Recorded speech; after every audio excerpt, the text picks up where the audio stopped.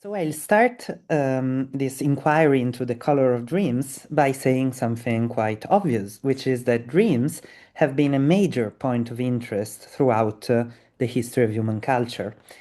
Perched as they are between the symbolic and the natural, the immaterial and the physiological, the conscious reality and the somewhat confused perception of a further and perhaps higher world, sleep visions have been studied extensively throughout history.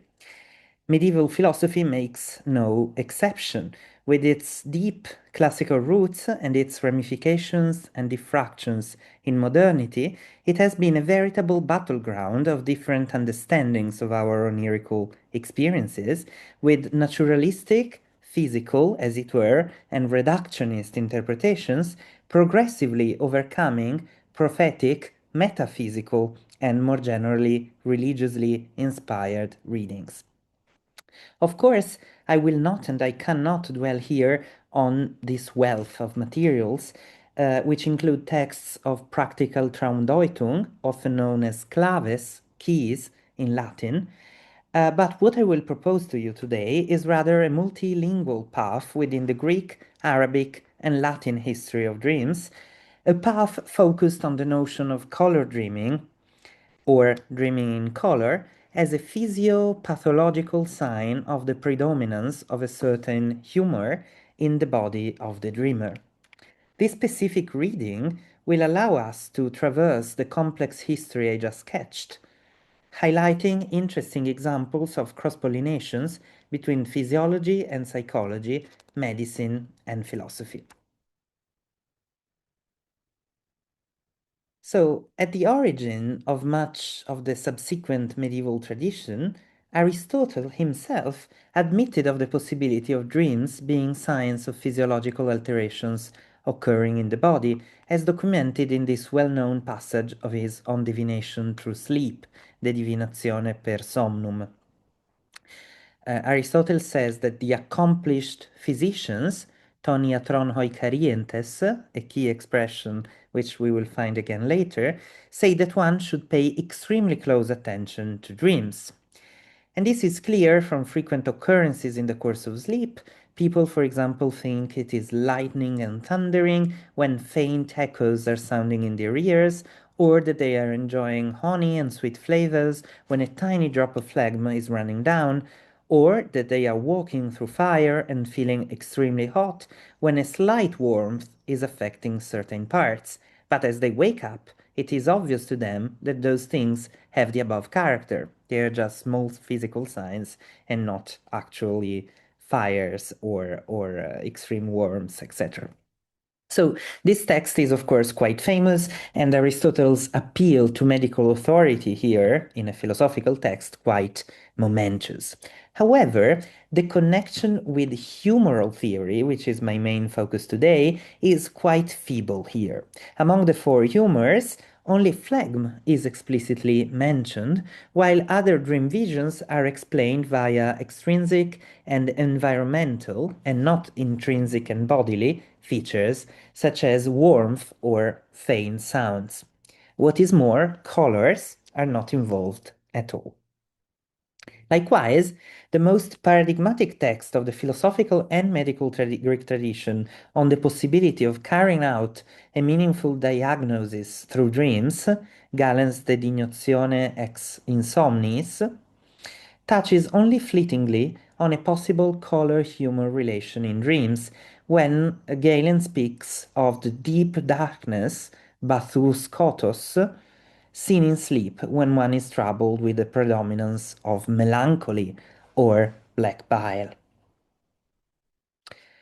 So while this Galenic text, which you can see on screen, is clearly at the beginning of the tradition of associating dreams and temperaments, the actual origin of the peculiar chromatic tradition I am most interested in today should be found elsewhere.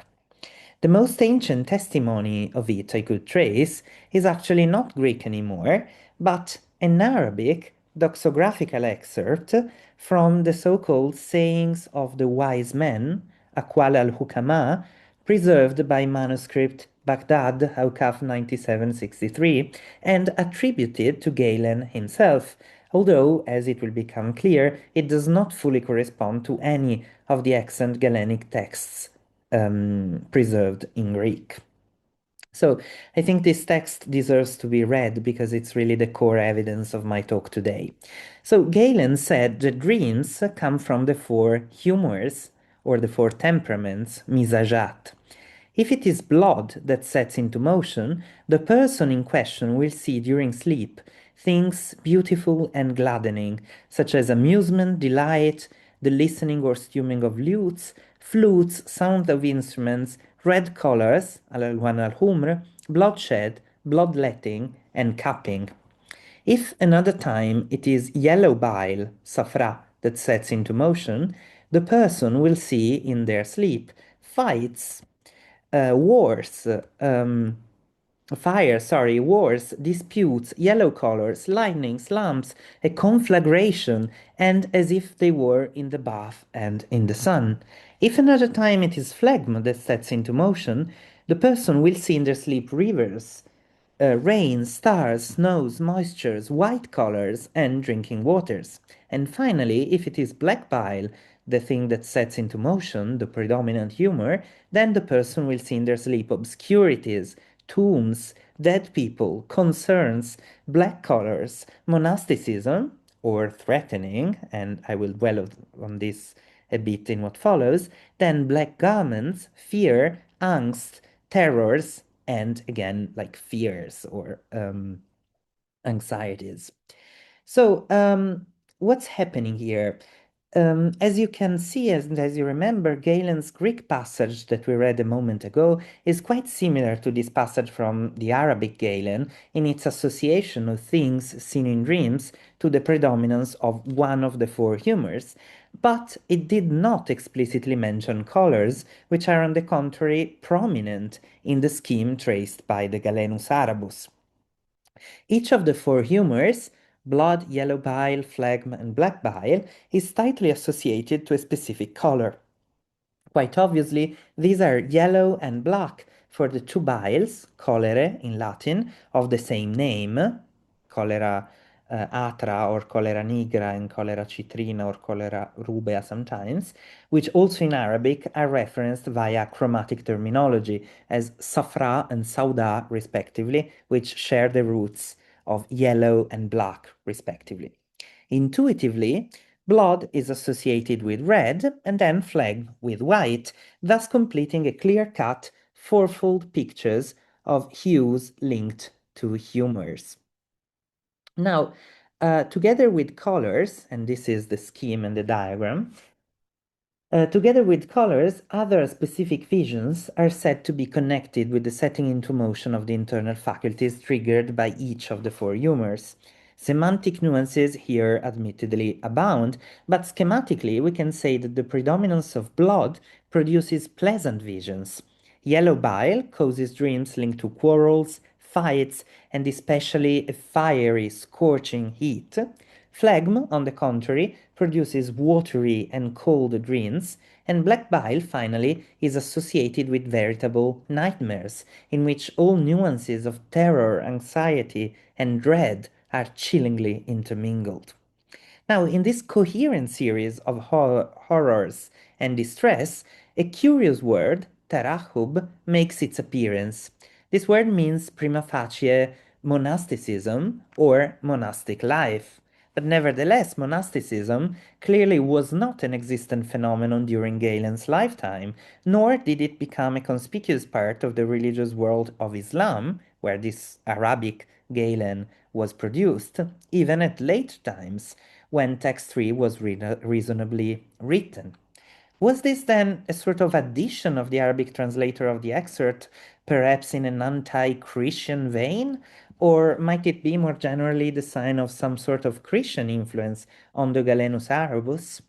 All these tentative explanations are tempting, but most likely incorrect, because the same root, rahaba, also means to threaten and to frighten in Arabic, although it is another verbal stem, the second, which gives to the verbal noun tarhib rather than the fifth tarahub, to properly capture the meaning of intimidation in the standard vocabulary.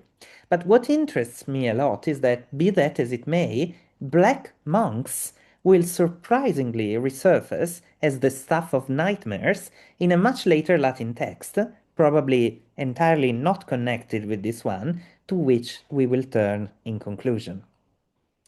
For the time being, we shall conclude the survey on the Arabic influence of this highly interesting Galenic excerpt. Perhaps unsurprisingly, it is in the work of a professional physician that we find the earliest example of a conscious reception of this material.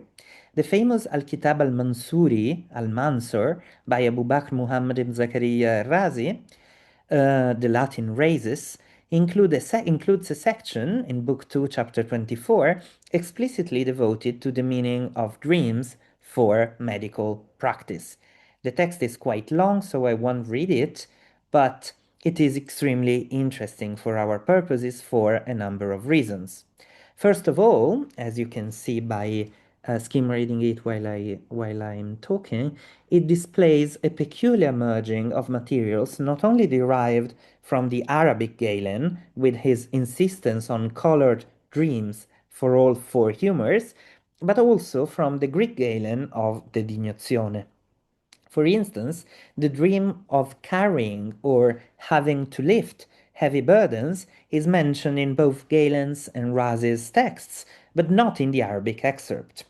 Likewise, both the Greek Galen and Razi refer to foul and pleasant smells perceived in dreams as signs of humoral imbalance or, respectively, good balance, while once again the Galenus Arabus omits any statement concerning odors.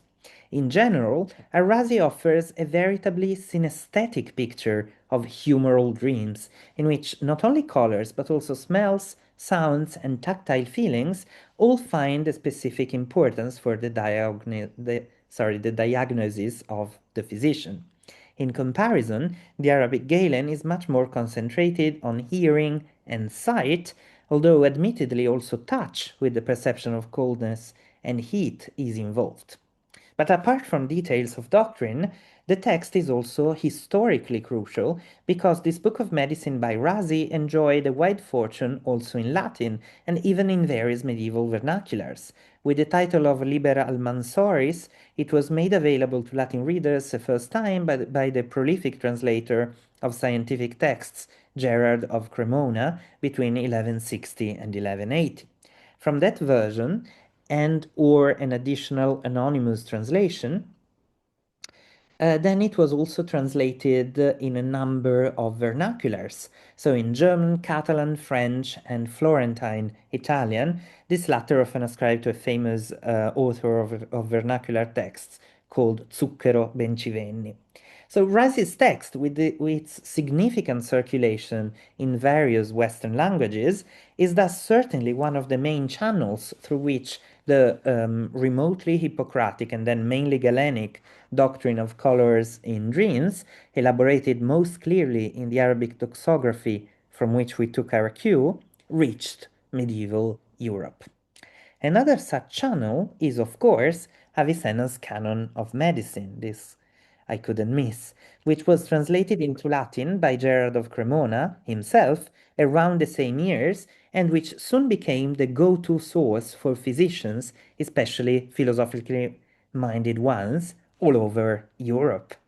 The passage in question is found in the second fan, or fen in Latin, of the first book of the canon, in the third Ta'lim, or Doctrina, chapter 7. So the text deals really at large, this is just a selection, with the psychophysiological science of the predominance of a certain humor in the complexion of the ailing person. However, we are specifically interested in the last section of each excerpt on a given humor. Avicenna indeed structures each passage in exactly the same way, in a very orderly manner, by giving at first physical signs of humoral dominance. especially like features of the skin, like a pale, a yellowish, or conversely, a dark complexion. And only in the end, he offers evidence, the evidence of dreams, as complementary information to the attentive physician. Colors, respectively red, yellow, and black, appear explicitly in the cases of blood, yellow bile, and black bile, while phlegm, by contrast, is not openly associated with white. Now, as far as I could see, this text of the canon was not particularly frequented by Latin students of Avicennan medicine. Like among the plethora of commentaries on the canon of Avicenna, this chapter in particular was commented only by a handful of authors. It was not, however, the only place in which Avicenna rehearsed the Galenic theory of humoral dreams. In the section on the soul, the Kitab al-Nafs of Avicenna's magnum opus, the Book of the Cure or Healing, Kitab al-Shifa, we do find a passage that associates dreams and temperaments. This is Nafs 4.2 for those of you who are interested, although no mention of colors is made there. More promisingly, for our purposes, the Danishnameh Alai, which is the late sum of philosophy that Avicenna wrote in Persian, not in Arabic, at the court of the Kakouid ruler Al-Dawla, does contain a short, admittedly, but meaningful passage expounding the very idea we are focusing on. The nature of imagination is to recount, it seldom rests, thus sometimes it portrays the complexion of the body. For instance, in case of yellow bile, it shows yellow colors, in case of black bile, black colors, and so on and so forth. So colors are here mentioned explicitly only for yellow and black bile, which are, by the way, the only two humours that the Persian work mentions. Fire and snow, or ice, which the tradition of the Arabic Galen and of Avicenna himself in the canon associated with yellow bile and phlegm respectively, are here connected to a generic predominance of heat and coldness instead. Now, again, this passage is interesting to us for historical purposes mainly, because it was translated very early and almost literally in Arabic by Abū Ḥāmid al-Ġazālī in his Maqasid al-Falasifa, and then from Arabic into Latin in the third quarter of the 12th century, again in Toledo, in the Latin version prepared by Dominicus Gundisalinus and his Arabophone collaborator known as Johannes Hispanus, John the Spaniard. You can see here my English translation of the Arabic and the Latin medieval version. So in this way, through this Ghazalian channel, a simplified but recognizable version of the originally Galenic doctrine of dreams, temperaments, and colors was again transmitted to the Latin Middle Ages, this time though not through a medical work, but through an explicitly philosophical text, still one of clear Avicennan allegiance. Another Arabic author who took a stance on dreams and temperaments is Avicenna's contemporary Abul Faraj ibn Tayyib, often considered to be the last of the Baghdad Aristotelians.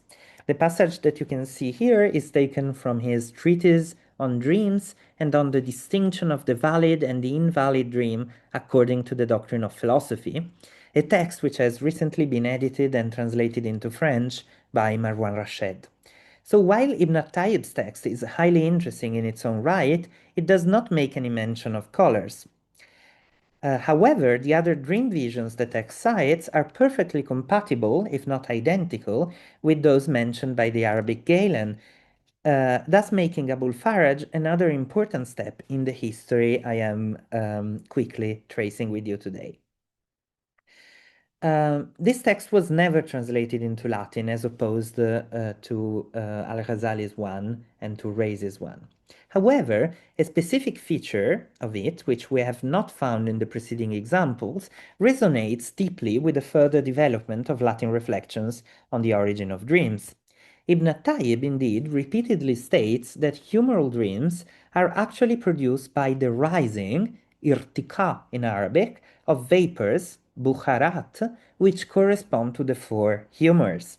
As we will see later, the connection of dreams with some sort of aerial exhalation within the body will surface again with both Boëtius of Dacia and before him with William of Conches, who will speak of ascending fumi, smokes, as the proximate cause of the dreams related to humours. This manner of speaking effectively introduces an intermediary between the humours themselves and their oneiric effect. So it is not directly the superabundance of one of the humours that produces the effect of a certain dream vision, but rather a physiological medium, the vapor or smoke, which interacts with the imaginative faculty, prompting it to produce certain images and not others. So since, of course, Ibn Tayyib cannot be the direct source for this transmission into Latin, the question of the possible further sources which might account for this development or the development of the very same idea in the two separate traditions remains open. And I'm glad to thank actually a suggestion by Vice Director Amalia Cerrito, who suggested me that Isaac Israeli, with his Book of Fevers, might have played a role here in this transmission. So now, due to time constraints, I'll just wrap this part of the story with one last text taken from Ibn Rushd or Averroes, who discusses the issue of medically significant dreams in his epitome of Aristotle's Parva Naturalia, and more particularly in the section corresponding to the Somno et Vigilia, which also includes the other two little treatises on dreams by Aristotle, the De Somnis and the De Divinatione per Somnum. Now, in particular, his reference to the symptomatic usage of dreams among the physicians in the Latibba apud medicos is clearly reminiscent of Aristotle's mention of those oicharientes toniatron, the medici graziosi, in both the Vetus translatio and Murbeke's more recent Latin translation of that passage. However, the example concerning yellow bile was not explicitly present in Aristotle and might thus betray the influence of Galenic material, perhaps mediated by Avicenna himself or by the other Arabic texts on medicine which we have seen together. Now, interestingly, two Latin versions of Averroes' epitome of the Parva are extant.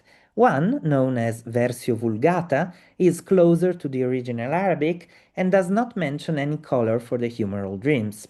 The other, known as Versio Parisina and discovered in 1935, is transmitted by only one codex, manuscript Paris, BNF Latin 16222, and the section with the somno is found at the end of the work, at the end of the verse, where a manicula, so a little hand in the margin, with the indication nota, pay attention, calls the attention of the reader precisely on the passage on medical dreams in which we are interested here. So this text, which forms the very conclusion of the treatise, as I said, explains the three causes of false dreams, that is, of non-predictive visions. The first two causes are not interesting for us here, while the third cause is the one expounded in the text that you see on your screen, which takes into account the humoral theory to explain dreams that are indeed meaningful to the physician, while not being reliably predictive per se. The Versio Parisina thus differs from the Versio Vulgata because it adds also a number of scriptural references which clearly stem from a Christian environment and which were definitely added to Averroes' text in Paris. To our purposes here, it is most significant that the Parisina, along with those additions, also introduces the chromatic reference which is absent in the Vulgata. So the sanguine temperament produces red dreams, the melancholic one black nightmares, and as for phlegm and yellow bile, they are associated respectively with water and fires, as we have by now seen often in the tradition. Given this wide number of Arabic sources of both a philosophical and a medical nature, often translated into Latin, this is at least the case with al-Razi's al-Mansur, with Avicenna's canon, al-Ġazālī's intentions, and Averroes or Ibn Rushd's epitome on the parva, the question arises as to how the material was received and used by Latin authors. First of all, I would want you to look at the evidence provided by the Salernitan Rule of Health, the Regimen Sanitatis Salernitanum, a didactic poem of more than 3,000 rhyming Latin verses, written in a core version as early as 1050, but then mostly between the 12th and the 13th century, and often elaborated upon during the tradition. This text captures quite precisely and elaborates extensively on the doctrine of colors, humors, and dreams. The Salernitan rule attributes a distinct color to the complexion of each kind of temperament, like the sanguinicus, so the bloody temperament, is rubeus, red, the cholericus is saffron-like or golden, the phlegmatic is white in the face, and the melancholic is yellowish and muddy, luteus. The verses of section 89 summarize this chromatic material in a very clear-cut manner. And that's what you see on your screen. What is more, also the following sections 90 to 93 focus on the predominance of a certain humor. Again, we have fires, incendia, and then watery figments of imagination, phantasmata aquosa, which appear in sleep to the phlegmatic dreamer. So very in line with the tradition that we have explored.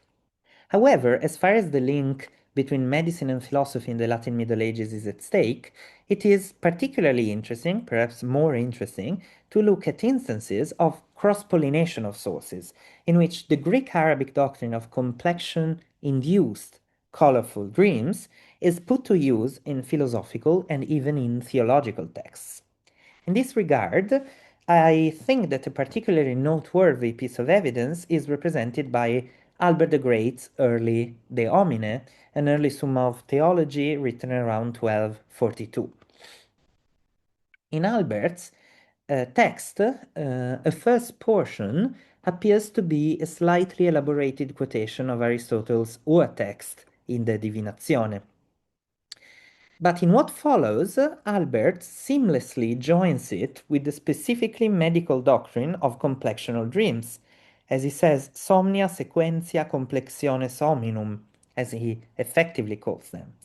A doctrine which he has probably derived, in this case, from the Versio Parisina of Averroes' epitome.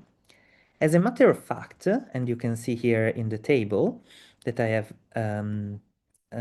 produced for you, as a matter of fact, the examples given by Albert coincide sometimes literally with those of the Parisian version of Averroes. While, of course, all this oneirological, Oneiric material is quite stable in the tradition, there is a not negligible verbatim coincidence concerning phlegm, which is said to produce visions of the dreamer swimming in waters, natare in aquis, an activity which never elsewhere is specifically associated with that humor, but which bridges together Averroes' Versio Parisina, so the augmented version of Averroes' epitome on the parva, and Albert's De Homine. Of course, many other instances of the doctrine of the color of dreams in connection with temperaments and medical diagnosis might be adduced and could be adduced from the field of Latin philosophy. However, I am forced to focus here on a single text taken from Boëtius of Dacia's well-known treatise on dreams, De Somnis. My choice stems from the consideration that many strands of the manifold tradition we have explored so far seem to be brought to convergence in Boëtius' discussion. First of all, and crucially, the text expounds the already Aristotelian idea that some dreams are caused by ourselves and our bodily characteristics. Second, it contains the notion, which I have highlighted before as far as Ibn Tayyib's treatise on dreams was concerned, that specific exhalations trigger the imaginative faculty, or better, its brain seat, the organum imaginative virtutis, in producing the dream visions. Since, however, as I mentioned, Ibn Tayyib's treatise was not translated into Latin, it's clear that it cannot be considered a direct source for Boëtius here. Third, and interestingly, the De Somnis includes a rather curious mention of black monks, monachi nigri, as seen in dreams produced by black, earthly smokes, likely connected to black bile, which reminds us of the peculiar word tarahub, which appears in the Arabic Galen. These black monks are probably the Benedictines. I mean, scholarship has recognized them with the Benedictines.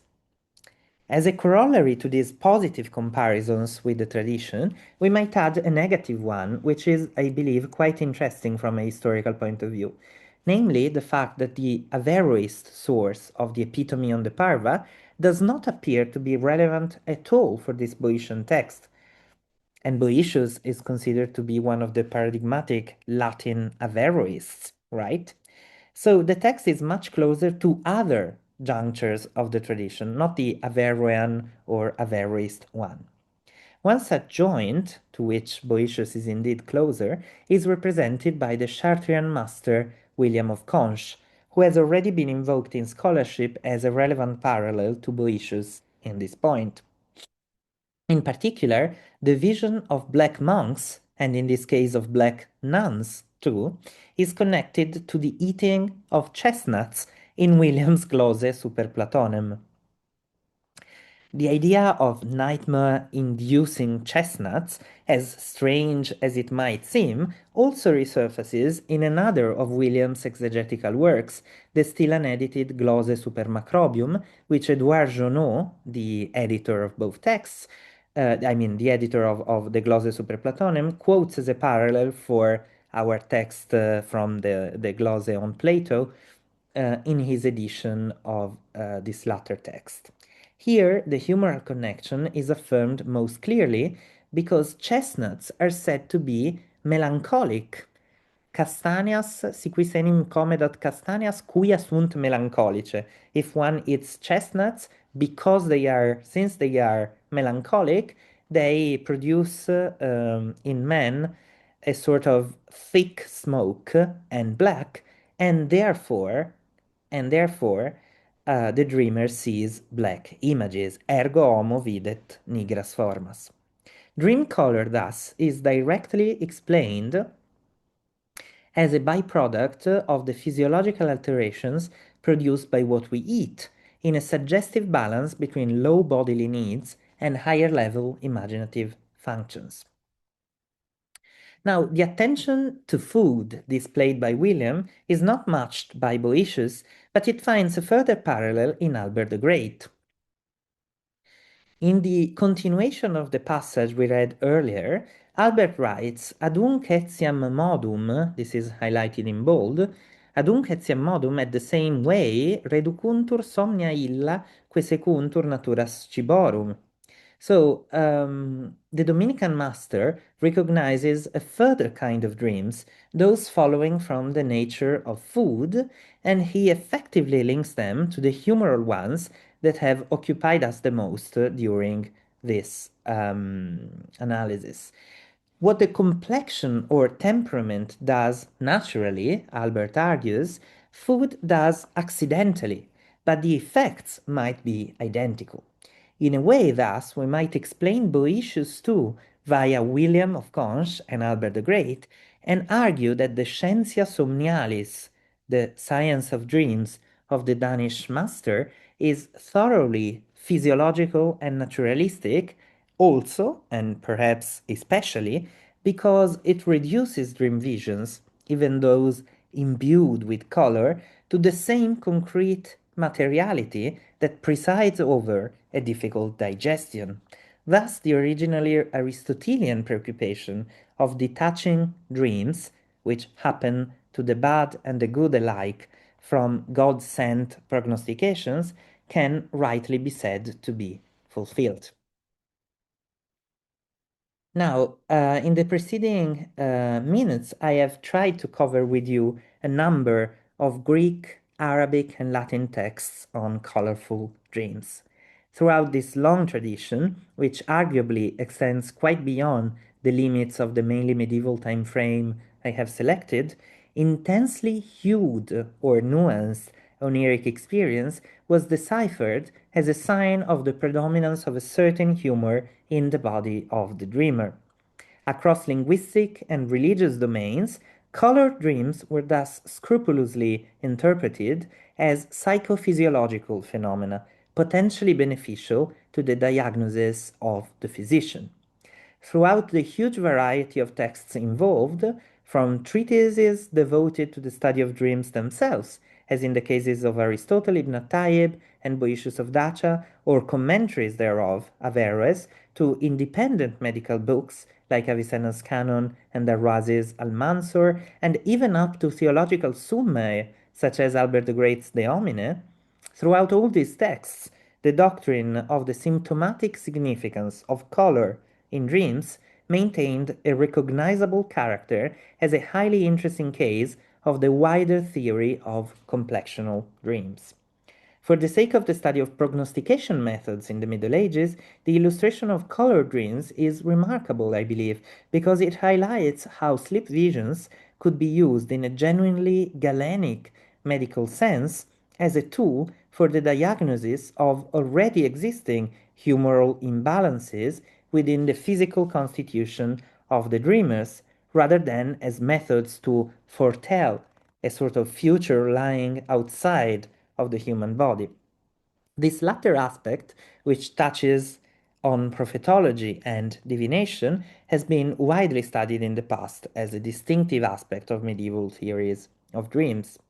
But it is particularly interesting, I think, to notice how metaphysical and even theological account of dreams as God-sent experiences could coexist throughout the Middle Ages with thoroughly naturalistic explanations, which rather aimed to reduce sleep visions to an eminently, a merely physiological dimension. This naturalistic reduction notwithstanding, or precisely thanks to it, complexional dreams did not completely lose the foretelling properties of their more metaphysical cousins.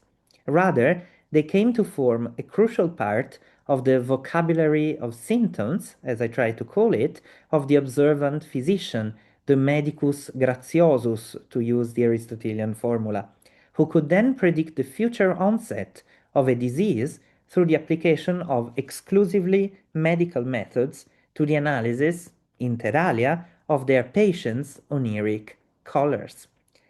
So future research on the texts examined here, as well as on the many others that were by necessity left out from our discussion, will be able, I believe, to situate this crucial example of the connection between psychology and physiology in the wider history of the relationships between medicine and philosophy, hopefully also extending the analysis beyond the Middle Ages. But with this, I have concluded what I wanted to say, and I thank you very much for your most kind attention.